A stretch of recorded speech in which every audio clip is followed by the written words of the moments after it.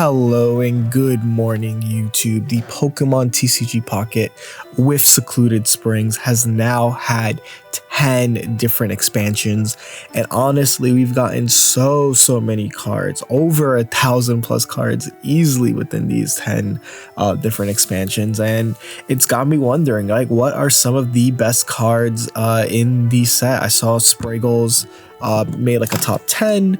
And this is going to be a little bit different. I want to go through every single set from Genetic Apex to Secluded Springs. I want to identify the strongest Pokemon, the strongest trainer, usually in the context of the now, of course, but I'll give some honorable mentions of cards that could have also been here had things been differently, had maybe next set Celebi becomes broken again, and I'll tell you guys why Celebi is actually the best card to ever come out of Mythical Island. But spoilers, I guess, Mythical Island, Celebi is an honorable mention. But these are the type of things that we're going to be obviously looking at. Like I said, one Pokemon, one trainer. The trainer could be an item, a tool, yada yada, and just kind of give us like where we have been, where we're going, and kind of give us a little bit of history lesson as we go. So without further ado, here are the best Pokemon cards in every single set. Genetic Apex is our base set. This is a set that had over 286 cards, and honestly, the cards that I kind of think of, it has a lot of cards that are still used today, right? We think of the Executor deck. We see that there's still Magnezones, Dragonites, right? And easily a card that's still used today, and this tier 1 is currently a part of the best deck, is Greninja, right? Greninja has 120 HP. It's a stage 2. Once during your turn, you may do 20 damage to one of your opponent's Pokemon. And then for a watercolorist, it does 60. The real star of the show is the ability. I remember one of the first Pokemon Pocket videos I've ever made were Pokemon with longevity. And the first Pokemon I listed was, or one of the first Pokemon listed was Greninja. I think Greninja, for as long as you need an extra 20 damage, it's going to be so good, right? Think of the 20 damage essentially like a red, right? You get a red every turn. You got a red before red would come out later on in Shining Revelry. So it's really cool damage amp, whether you are using it alongside, all the water cards like Starmie and Articuno back in Genetic Apex. It would come back as a partner to Darkrai. Darkrai Greninja was like a really popular tier 1, tier 1.5 deck when that came out, and then finally it would find home in its first actual complete tier 1 deck in Sylveon Greninja Giratina. Of course, it was also good before that. I'm sorry, Lele Greninja Giratina, right? So it had so many different versions, especially as its partner in crime Giratina would come out, but lots of cool. It's also part of the famed Gren Ori, one of the best Oricorio versions used today, one of the best dual color energy decks used today, and it currently sees tier 1 viability in the Suicune Gren Giratina deck, right? So this is a card that I cannot list lower than the best Pokemon. Some honorable mentions is like Magneton, right? Magneton also is a card that has longevity. Once during your turn, you may take a lightning energy from your energy zone and attach it to this Pokemon. What that essentially means is that whenever they release a good Magneton, if they ever release like a Magneton EX, this Magneton just being able to energy accelerate is strong, right? It's one of the strongest abilities. And I guess some other honorable mentions, Gardevoir is a card that accelerates psychic energy, but unfortunately has not seen much use since Giratina. I'm sure this could have been a stronger Pokemon given different cards released, right? Mewtwo is another card that does see use, right? It saw use at the beginning, saw use in Shining Revelry, but unfortunately since then has fallen off. Another Pokemon I like to think about is Dragonite, right? I think that base Dragonite alongside Dragonite EX does form a really good deck, but nowhere near as good as Greninja. And on the supporter side, there was actually quite a lot of supporters in Genetic Apex that deserve a mention, right? Misty was the most polarizing card. But we have seen what happens when we get a water Pokemon that doesn't rely on Misty. Misty's usage kind of hits the wayside. Erica has been a staple in every single grass deck, right? Being able to heal 50 is ridiculous. Giovanni is still the most consistent damage amp in our game, being an unconditional +10, but the best supporter in my mind has to be Sabrina, right? Sabrina, switch your opponent's active Pokemon to the bench it's just OP, right? It is just the first original Gust, no conditions, switch your opponent. It has been the way, like one of the biggest game changers of how we play, right? You always have to keep your mind around what happens if they use Sabrina. It's one of the best defensive tools we still have in this game, while also being one of the best offensive tools. And it's really, really cool to see, 10 sets in, Sabrina still being one of the best cards. Of course, it would get its partner in crime, Cyrus, which would be like another menace, two sets in, but Sabrina has been a staple. I really do hope as we, close out A series, that B series is not nearly as polarizing and is like kind of, brings it all together and doesn't release something like a boss's order. I love Sabrina. I love how balanced it is. I love how you can use it in so many different scenarios, whether it's to slow the game, speed the game up. And it also forces like active decision making between both players. But again, as we get to a new rotation, hopefully we keep a card like Sabrina in. The next set we have is the Mythical Islands. This is where my favorite Pokemon, Celebi, came, and honestly, one of like the most obnoxious metas to follow was the Celebi coin flip meta. But still, this set had a lot of heavy hitters for, I think, as low as it is. I think there was only like 85 total cards. It was the lowest to date. We've never had a smaller set than this one, but each card was kind of like really powerful for the time, right? We had cards like Gyarados, Celebi, Marshadow, and obviously the best single Pokemon, I wouldn't even call it the best card in the set, we'll get to that, is Mew EX.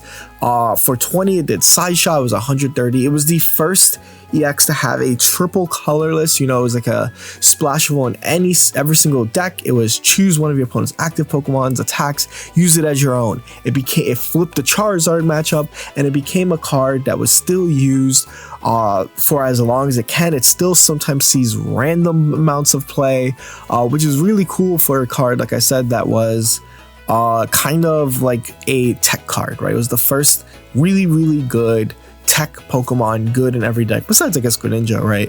So, and obviously future Magneton becomes Magnezone, but really, really cool to see, and it was just good at utilizing strong opponent's attacks. So it was good into Palkia and Space Time Smackdown. It was good into Charizard. Like I said, I love how it kind of evolved from there. Its final meta spot becoming that Mew EX, a part of Arceus Dialga, which was a tier 1 menace. Having an extra guy who can deal 130 was really, really valuable. And it became, just so destructive, and like I think that was a tier 0 deck. Honestly, it became part of a tier 0 deck, my fault. But unfortunately, like most cards in this set, they do no longer see play, right? There was an Executor that is kind of power crept. Celebi is washed. Gyarados EX does sometimes see play and can be considered one of the better decks, but its time in the sun has passed, and Jeudy was kind of great until it wasn't.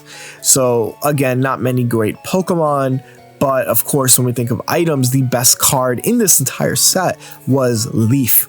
Leaf, during your turn, cuts our active Pokemon's retreat for 2 less. Back then, we only had X speed, which was an item, and you need 2 X speeds to get out something that had 2 retreat cost. Leaf says 1 card, uses your supporter turn.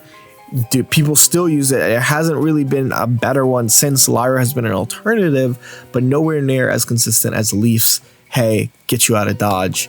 And it's really, really cool to see that Leaf is still so viable and used in so many decks that need a card like Leaf, right?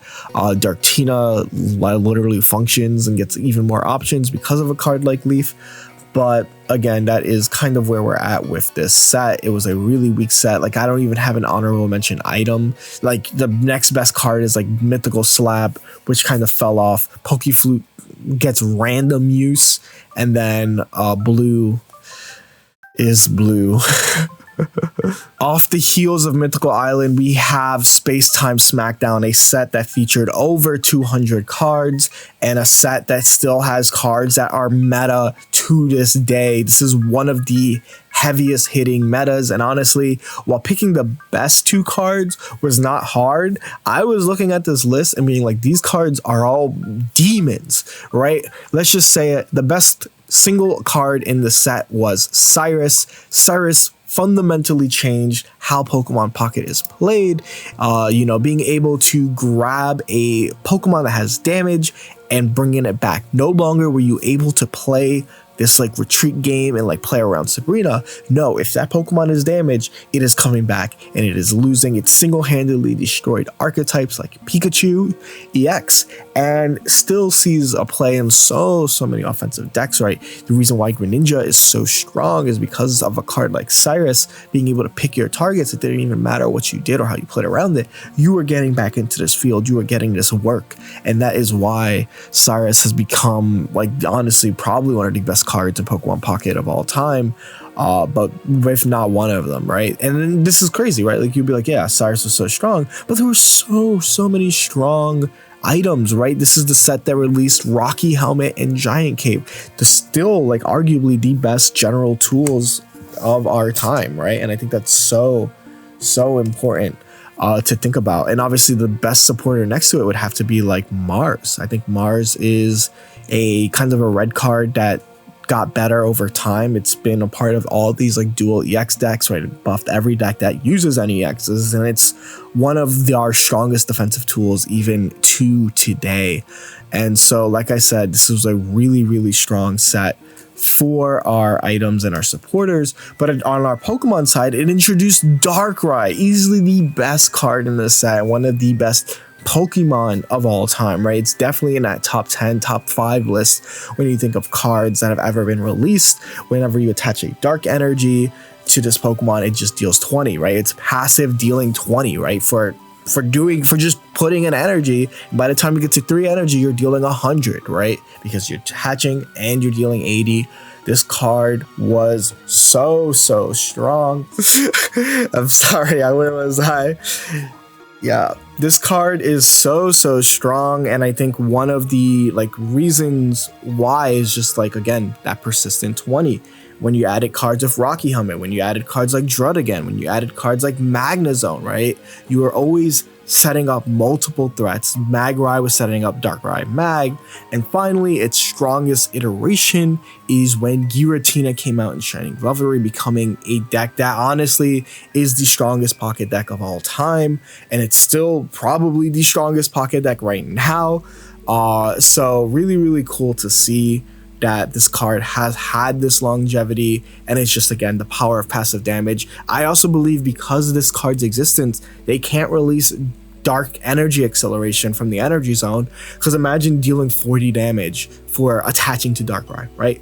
Absolutely OP, and very much understand why they don't have it. And even then, this isn't even like, Darkrai isn't even confined to Giratina, right? There are decks like Darkrai plus Arceus right now, right? Dark Arceus, Dark Babies that have been seeing play, Darkrai Tyro, Darkrai Silvally. So it's really cool to see it carve out multiple decks while also being a part of the strongest deck.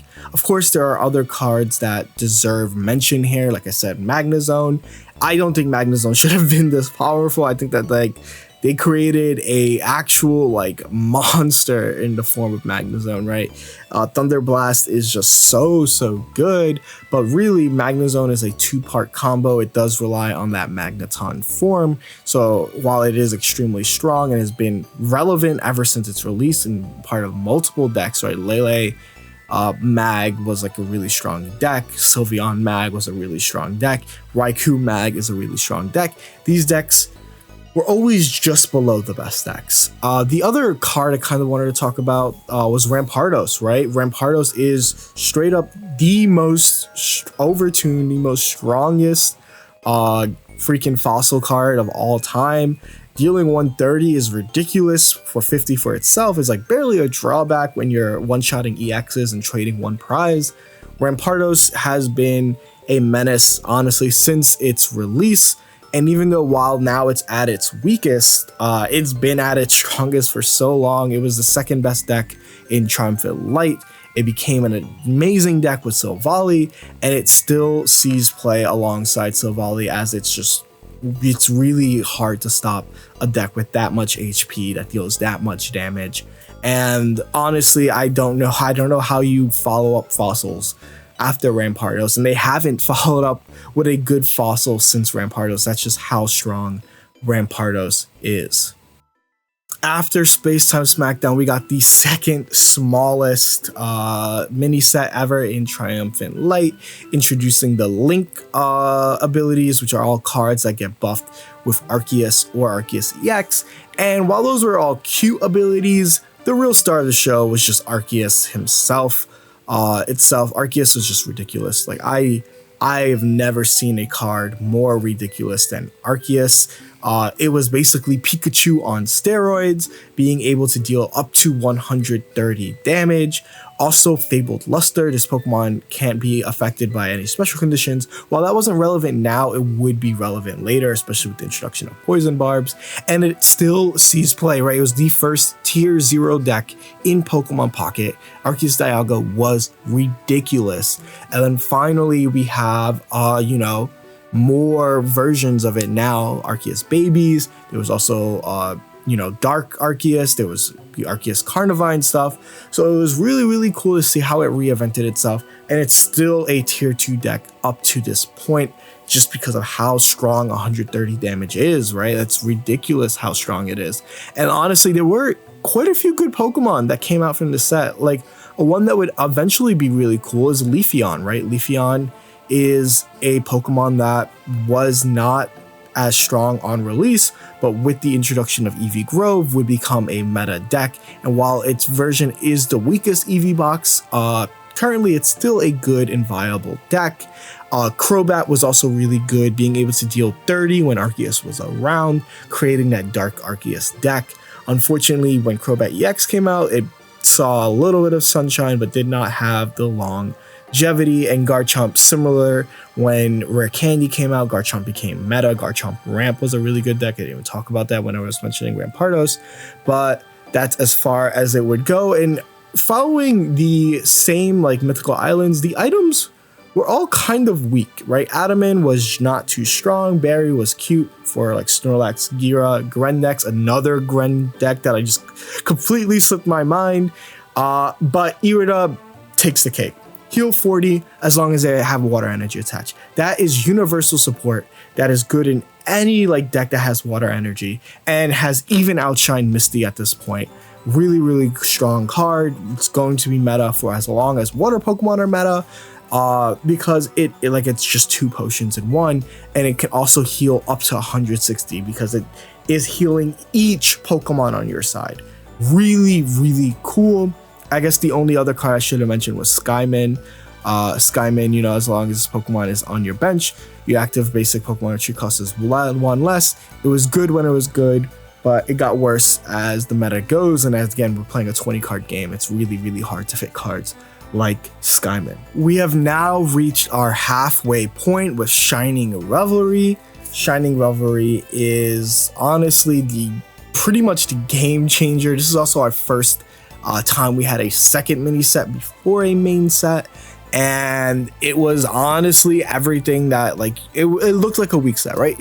And every time a set looks like a weak set in Pokemon Pocket, it ends up being a strong set. Like the EXs kind of looked like Charizard EX was at the time weaker than the original Charizard EX. So what was up? What was the hubbub? And it was Giratina. Giratina, once during your turn, you take a psychic energy from your energy zone, attach it, your turn ends. Cool. We all thought that was going to be balanced. Turns out double energy accelerating is not balanced, right? You can attach that and attach something, and it created Darktina, the best deck, period. Honestly, every time that Darktina isn't the best deck, you can usually thank the partner in crime Giratina for making a freak deck, besides, extra-dimensional crisis, which we'll get to. But it's been a part of Lele Gira during Celestial Guardians. It was a part of Sylveon Gren, and then it was finally also a part of, the current Suicune Gren Giratina deck. It is also just relevant in so many different decks. Latios decks use it. Mutina was a deck that used it, right? Mag still uses it because you can attach to a Mag, attach to a Gira, attach to something else, right? That's triple energy acceleration. So kind of crazy that this card has just been as good for as long as it's been. I think it might just be the best Pokemon of all time. Some other cards I kind of want to talk about in similar breath is Charizard EX. While it would not be strong this format, it would terrorize the format the moment that Rare Candy was introduced, being the most sacky deck of all time, getting even better in EV Grove, where we finally are experiencing a meta where it is weak, right? These last two sets, it's finally not as strong, and even then it finds ways to come back. If it was still meta relevant, it would have an argument for being better than Gira, but Gira is just that good. Gira is probably the best single Pokemon ever released, but again, really, really cool to see. And if I had to say like anything else about this set, I will say Meowscarada deserves a mention. One of the first strong basic decks, right? Like we were always wanting a strong basic deck, and it was a really cool one. Unfortunately, Meowscarada would not stand the test of time. And finally, for the first time in a mini set, the trainers all didn't completely suck. Red would be the best trainer in this set. It just offered way too much, right? Dealing extra 20 to EXs when most decks are EX decks means that you're barely going to be missing a red. And then finally, it just increased ranges, right? We know why Greninja is so strong. That extra 20 is crazy. Red is just a 20 that has the condition of having to work only on EXs, but when most decks are EXs, it's barely a condition. Really, really good card. PCL obviously deserves to mention. That 30, heal 30 with that secondary effect is just really good. No complaints there. Cards like Iono is cool, especially as we get into a rare candy meta. So all of the supporters are good. Like TRG had its time. I'm not gonna mention it as one of the best, but it had its time. Of course, Red, just again another game changer on just a level lower than cards like Cyrus, where it just changed the way the game was because it changed the way damage was, right? Like Red with Zard one-shot both Darktina no matter what they had. And that is where, again, the strength of these type of cards come from. Celestial Guardians would come, and with it quite a slew of really good cards, but also some of the best game changers. Both the Pokemon and the item were game changers. On the item side, Rare Candy literally warped how this game has been played, allowing you to skip that stage 1, allowing you to get stage 2s that much earlier, right? We see how strong it is with Greninja. Imagine how strong it is with cards like Solgaleo, cards like Charizard, yada yada. It is just a staple, and for as long as it exists, stage 2 decks will use it. It is fundamentally a game changer, similar to how Oricorio is fundamentally a game changer, right? Safeguard. If this Pokemon, is attacked or can't, EXs cannot deal damage, that's crazy, right? That's ridiculous. That is a game changer. That you auto win matchups by just having Oricorio, right? Charizard literally folds in the face of an Oricorio. So it's really, really cool to see. These are while this was a set that had strong cards, it really, really popped off with those two. Those two fundamentally changed the game. And obviously I should give an honorable mention to Lele. Lele was really cool, really manipulated how people played with energy. On the trainer side, Guzma is ridiculous, right? Being rid of a tool, it is basically like a second red if they had a giant cape, allowing you to attack through Rocky Helmets if they had Rocky Helmet. And Lily was also just a cool 60 HP for stage 2s, but stage 2s wouldn't be as relevant if it wasn't for Rare Candy. Solgaleo, another really strong card. It is still sees some fringe meta use. Just being able to deal 120 for 2 energy is ridiculous. But again, the cards that change the game are Ori, Rare Candy, and nothing in the set comes close to Ori and Rare Candy. Extra Dimensional Crisis would soon follow, and with it, a kind of very interesting set. Lots of really cool cards, specifically the Ultra Beast, all working around the supporter being easily the best card in this set. That is Luzamine. Luzamine is ridiculous. It's the strongest energy accelerator in the game, allowing you to attach up to 2 energy from your discard to an Ultra Beast after losing a point, right? Which is an insane comeback mechanic. Your Buzzwoles were always going to hit for 120 essentially as you had Luzamine, and it is the reason why Ultra Beasts work as well as they do. It is just a ridiculous card, and it made both Guzzlord and Buzzwole staples, right? Even now in the current meta, you cannot use these decks without Luzamine. Buzzwole is just one of the best basic decks since Dark Tina, still is one of the best basic decks since Dark Tina. Guzzlord is ridiculous, right? It's always been really good, but it gets even further accelerated when you have Luzamine, right? Allowing you to pay off that hefty Tyrannical Hole. Both decks honestly being really well, and because of that, I'm not going to list an Ultra Beast as the best single Pokemon, instead giving that honor to Silvally. Silvally be creating the first kind of slop genre, right, making so many decks meta because of Silvally, and I think that deserves recognition. Similar to where I'll obviously mention Gladion was really cool, but Silvally having its own searcher, having it a dealing 100, basically taking Snorlax's role from previous sets, was really cool, and it is still a card that sees meta play today. There are countless decks that feature Silvally. Honestly, Silvally probably has the most decks featuring it, and that's just because of its versatility, and with that, it has to be the best card to be released. And of course, an honorable mention to all of the Ultra Beasts. So Celesteela makes both decks function with the retreats. Buzzwole is just one of the single best cards to be released. Guzzlord is ridiculous, right? It's currently enjoying play with that 17 trainers version.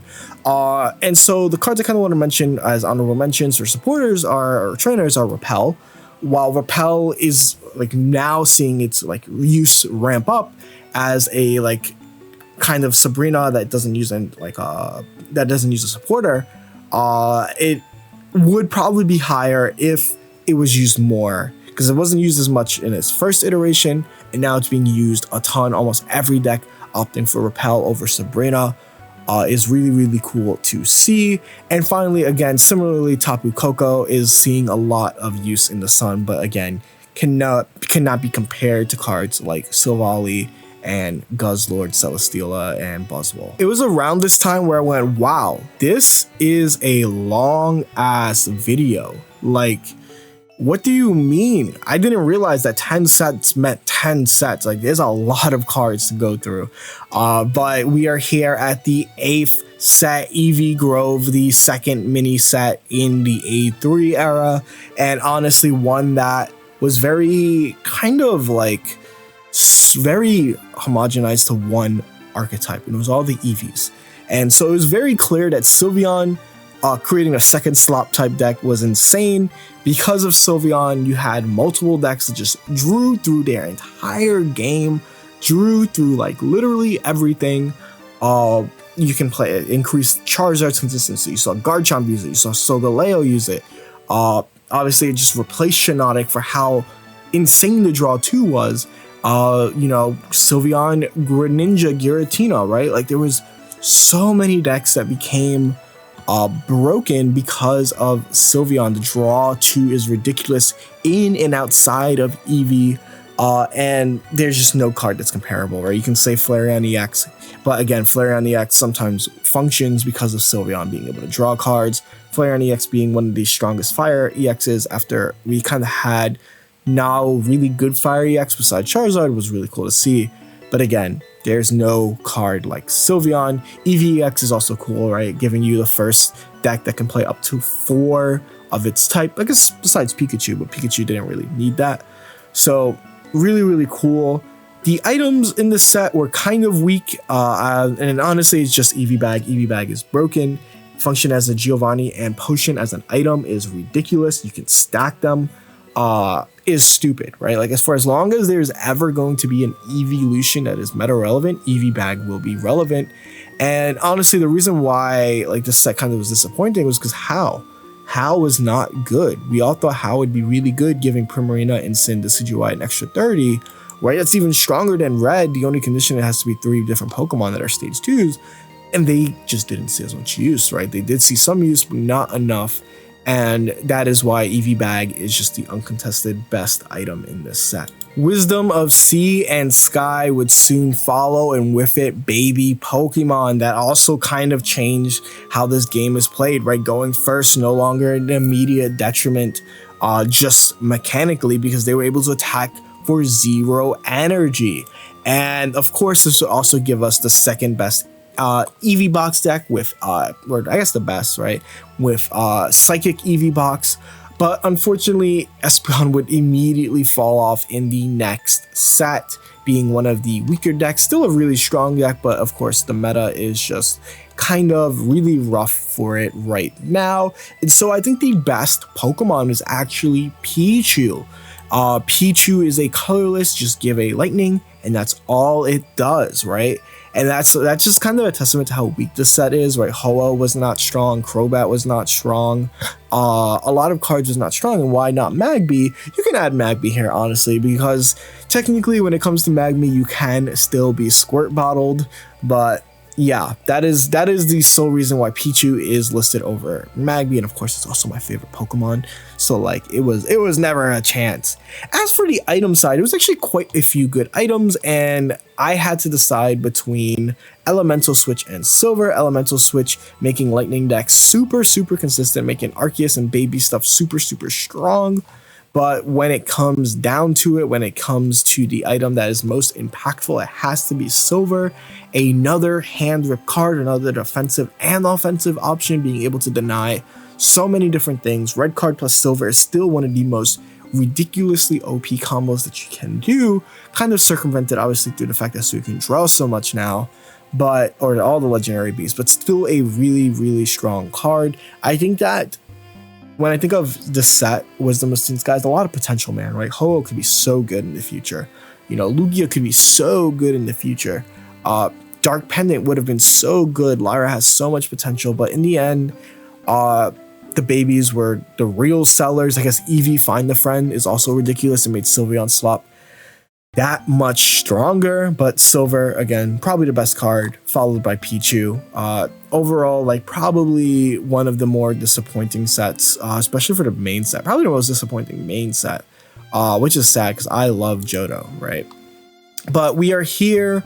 Secluded Springs is the last mini set. Obviously, we're going to get another mini set coming up later this month, but this set is marked by the legendary beasts, right? They all have the ability to legendary pulse at the end of your turn.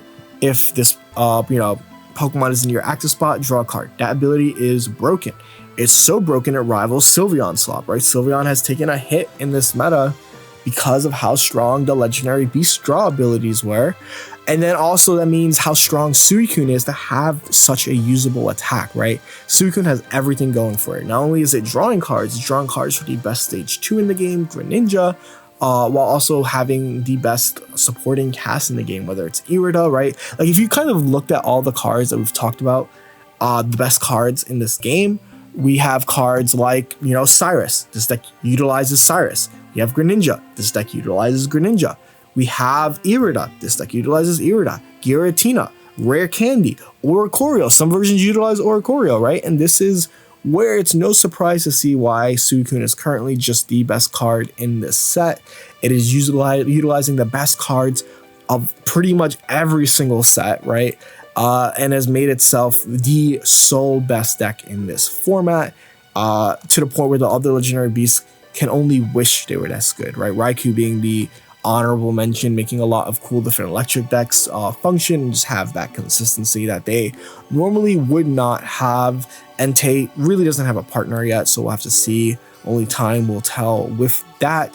But when it comes to items, the items in the set were pretty weak, and unfortunately that means Inflatable Boat is probably the best one until like Memory Light like pops off with like a really good Pokemon. But Inflatable Boat, the retreat cost of this water Pokemon won last, right? It's currently meta. There wasn't really any competition. Morty's not really seeing use. Whitney's supporting freaking Miltank, and Traveling Merchant is kind of So it's kind of a unanimous win. Like, it's like Luigi wins by doing nothing. But with that, that is every single set, every single Pokemon card, Pokemon and trainer, the best. Let me know if you guys agree with me, disagree with me. How is this content? Obviously, it's very long. If you made it to the end of this video, the keyword is Baba Booey. Put it down below and I'll know. I'll even heart you. But this was fun to yap. I've been yapping for like almost 40 minutes now. But it's cool to look back at this game. I think that this game's like this, what this game has made me realize is that these sets have been really balanced overall. And I'm excited for the future of Pokemon Pocket. I'm excited for Megas. I'm excited for the mini set. And I wonder, right, by the end of A1 or by the end of set A, will there be something as broken as these cards here? Only time will tell. Let me know what you guys think of this list. What are your own lists? And without further ado, I'm going to end this video because this video needs to end and I need to actually edit it now. And then I need to get Prismo off of my lap so I can wake up Eugen. And then I need to stream as well. Oh my god. Goodbye, guys.